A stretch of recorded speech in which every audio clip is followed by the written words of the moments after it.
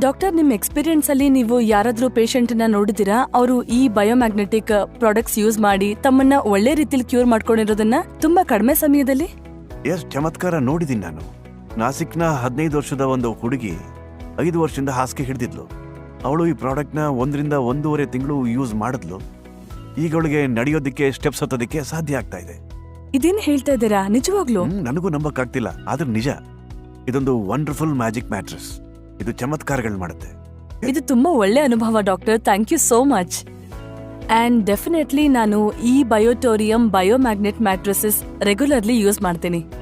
ಇದರ ಇನ್ವೆಂಟರ್ಗೆ ನೀವು ಥ್ಯಾಂಕ್ಸ್ ಹೇಳೋದನ್ನ ಮರಿಬೇಡಿ, ಸಾಗರ್ ಜೋಶಿ.